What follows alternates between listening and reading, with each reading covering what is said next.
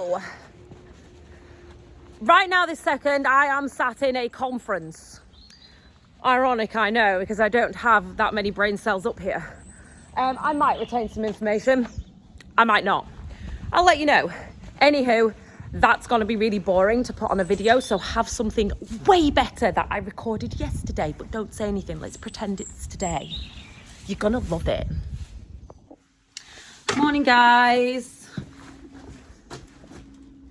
Rotten potatoes. Ugh. Nothing goes to waste when you've got pigs. So I got the big bags of potatoes that we were talking about the other day, and there's always a few minging ones in the bottom. And then we had a full-on discussion about what potatoes are the best. Joe and Ollie love them though. You might have noticed we always end up with a heap here. That's because of the way the bobcat reaches over the Keenan and drops it in, and we have to flick it like this to be able to get it out of the prongs, if you will, to get out, and it just makes a scrow. If we had a telehandler, it would lift it directly over the top and drop it in, and we wouldn't have that waste on the floor. It is inevitable. It's just one of them things, and we just put it down. We just stick it in the waste heap, to be honest. So these are the tyres we use here to go on top of the silage pit. They are wagon side walls. They're not the whole tyre, they're just the side walls. They're really handy. The only thing I can complain about with them is when we first got them, these bits here, there you can see, they were quite spiky. They still are a little bit, to be honest. And if you look at me when I hold them, they reach the floor, and as I would walk across the silage pit, I would do this to move them, and it would just slice the silage pit because they were so sharp. So they've been here since 2018 now, and they're starting to just, weather away. What's the word? They've rusted. So they've rusted away, and they've obviously just little tiny bits have dropped off over time, and they're not quite as bad as what they were. Totally recommend. I've always just said, I don't even know if you can get them anymore. It's because when we came out of Europe, it was all Eastern European labour that was doing it because they're all to do by hand. So I don't know if you can even find them. I have actually looked for them before on the internet since then. I can't find any, to be honest. When they're on a pit, this is what they look like. That's second cut. They're very sparsely laid, but obviously up on first cut, they were quite a lot more evenly spaced. So the other thing you've got to consider when you're tidying a pit is obviously waste plastic. No one likes to talk about waste plastic. It's rubbish. Wish you didn't have to use it, but we do. It's just one of them things. Going forward, we're going to get a thicker, better quality sheet. But as it stands, this is what we use. So it goes in dumpy bags here and then gets taken away to the local auction, and it goes to just a local recycling centre. And you need to do this. Historically, people used to burn all of the plastic. Obviously, that's not very good. It made me laugh. Emma Gray was telling me a story about when she just paid to get all of her plastic taken away to a local recycling centre. And then the week after, the recycling centre had a fire, which completely undid all of the good work, and it cost her money. So yeah, it's just one of them really annoying things that farmers have to pay for. It's just another unseen cost.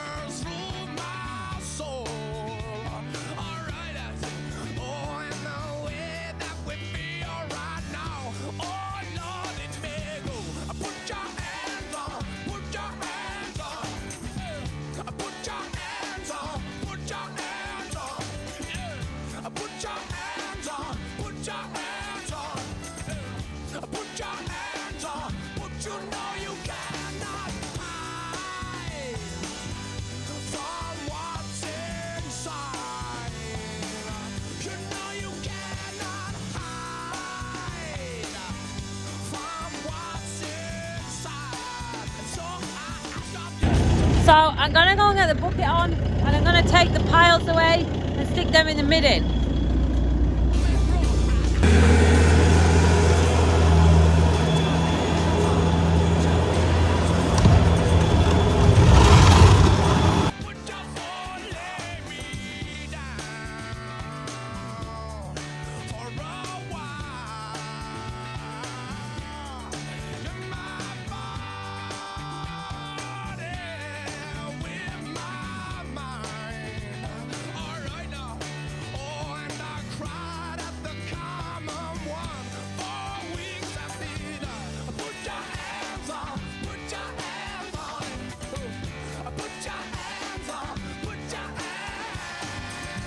Is it irresponsible to travel in one's skid steer with one's pet on one shoulder, or is it legendary?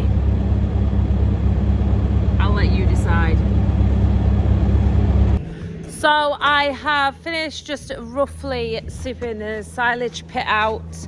I'm just going to stick the case inside, and lastly but not leastly,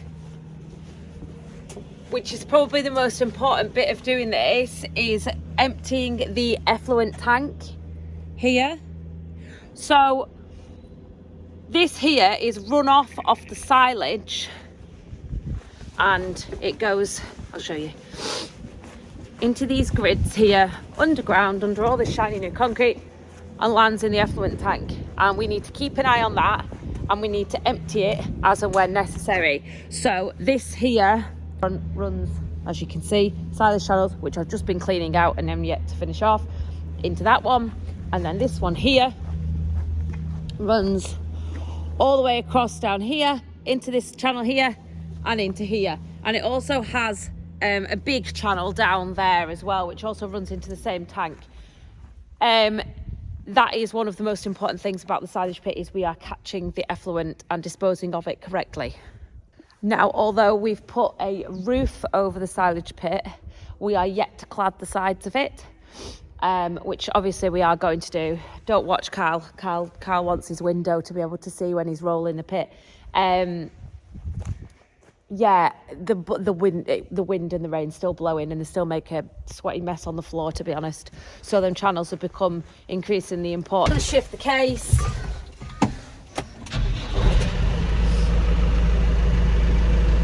Really weird having my phone in my hand when I'm doing this. So the case can now live inside because there's enough room. We just wanted to have a little bit of a sweep out. I might even go and get the bucket brush and stick it on the bobcat. But as you can see, we can very much drive clearly into the pit now. We've got 2.5 bays left of this silage, and then we'll be on to the second cut, which is at the other side. Ideally as well, we'll start mixing the two instead of just taking out of one pit. So I'll go and grab the Valtra, and I'll get emptying that tank.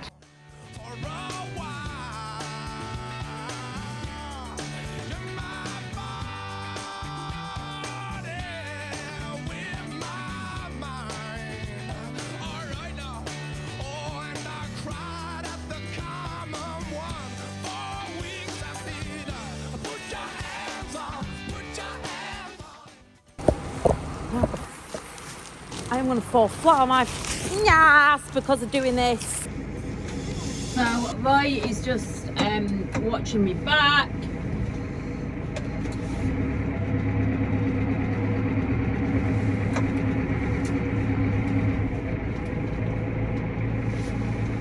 Signal to stop as I roll on top of him. Always a hazard of standing behind a giant tractor, isn't it? Go. So I'm sticking it in 540.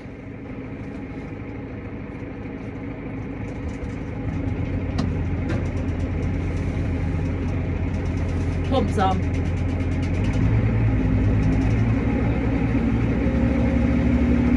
I'll go for 320, I think. 10, 20. It's a short drop to the bottom of the tank, so you don't want to get the hose stuck to the bottom, which does happen a lot when we're emptying this. So it's so bad in the other one, it doesn't reach the bottom because it's got like a big reception pit, but this is just really, you know, it's not little. It was quite big when we put it in. I'll have a picture somewhere. But yeah, it does get stuck and it suctions to the bottom and then you suck nothing up, which is just absolutely useless. So I'll show you what it's doing.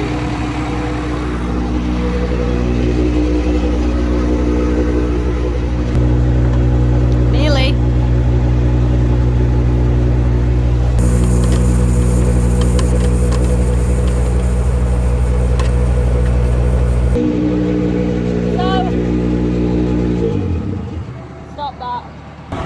And then I'll just shove this here into neutral. And that is the effluent tank empty. So I'm not actually going to dump it now. We're going to put it into the slurry.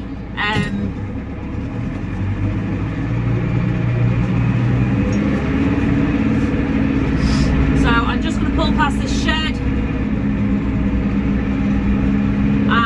Then I'll put the pipe on the back door, put it down the hole.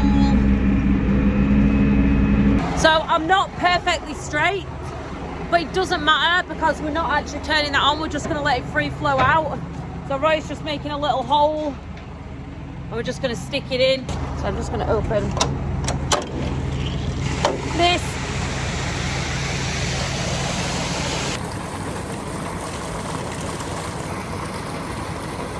So often when you're feeding quite dry silage like we do, you end up with really thick muck, as you've seen in my previous videos. So actually, this is probably a better alternative than just shoving water in because it's actually got some kind of, you know, nutrients in it already.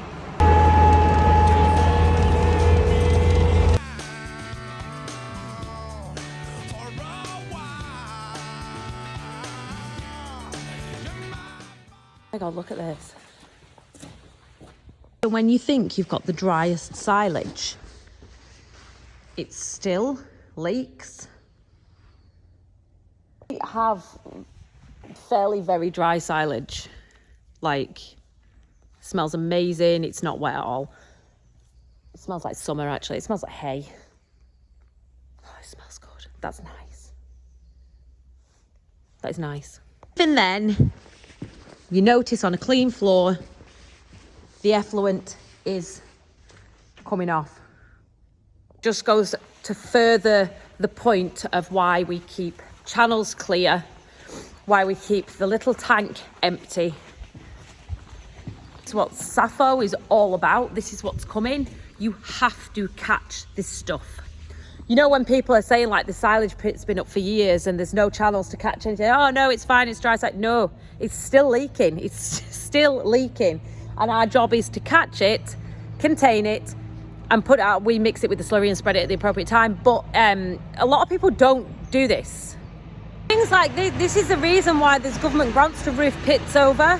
It's to keep your dirty and your clean water completely separate. Me and Roy, there's been an awful lot of money spent on this bottom yard, an awful lot. And you do question it as well and think, are we doing the right thing? But like someone had said to Roy the other day when they were just having coffee, we've future-proofed it. Like if you think back to people's old silage pits, there were sleepers, there were concrete, there were earth, they were just a pile in the field. DEFRA is really trying, I think, to get on top of, you know, keeping it out of the water course, all this effluent. And sometimes I do look at the roof and go, what's the point? Why have we done this? And I am guilty of thinking that, like what is this adding to us? I mean, you can see it above me. What's it doing? You know, the water's blowing in, and it's making a conscious effort to try and farm more environmentally friendly. And although it's not a lot, when you sweep the pit and you come out this morning and look at the runoff that's come off the silage pit, and we have dry silage, I think we're definitely, if everybody does that, we're definitely on the right track. And I can see as well why government grants are needed, because any change for good is generally large infrastructure and it costs a fortune. Originally I was really offended. At one point. Someone had wrote on, I think it was like Farming Forum or whatever it was, that I vowed never to go on again. Yeah, it's nice, but it's all grant funded. Well, you're really wrong, actually, really, really wrong. Way less than half of this bottom yard was, no, way less than half was grant funded. We got a concrete grant to go down the bottom, and less than half was paid for because we did it to such a high standard. The roof for this was paid for, and the roof for the muck sheds was paid for, not the walls or the cladding or anything like that inside, or any of the concrete or work, just the roof. And I think it's a sad misconception that it's used as like a battering stick to belittle someone. Oh, you've just been, you know, using government grants. Well, government grants are available to everybody, and if you're not utilising them, that is more fool you. Getting the money back for them, though, is another story. Yeah, not because of the lack of workmanship, just the time it took. It put us in a bit of a situation, to be fair. One of them things, though, you take the risk, don't you, when you're taking money off the government. I worry about saying, you know, Phil's brother, Grant. I worry about saying that word because it automatically puts some kind of controversy in a video, and I don't like it. But it should be a conversation that we're all having. It should be an open, honest conversation without stigma attached. And I think that's where it should go to, especially with the environmental changes we're gonna have to make. These things are gonna have to be aided.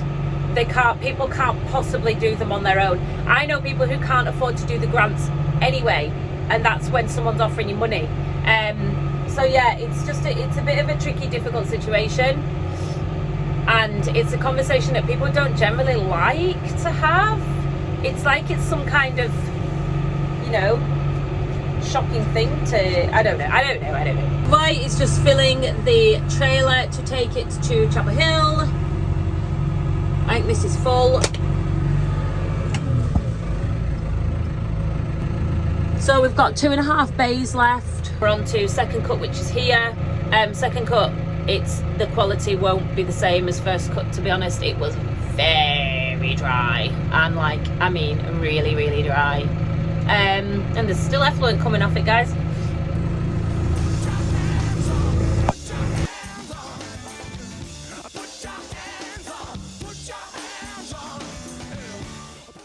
I hope you enjoyed that. It was literally just me cleaning the pit, but it was a super cool video and it was a super cool song. I actually really enjoyed making it. So I hope you enjoyed it. It was way better than what I'm doing right now, which you don't even want to know about. But I'll take some funny videos with Joe and Ollie and I'll update that later. You'll see that tomorrow. But yeah, thank you for watching. Honestly, I was struggling a little bit knowing that I was going somewhere and posting non-farming content, because I am aware that going to a conference is generally very boring for the majority of people. For watching, love you long time, and I'll see you tomorrow.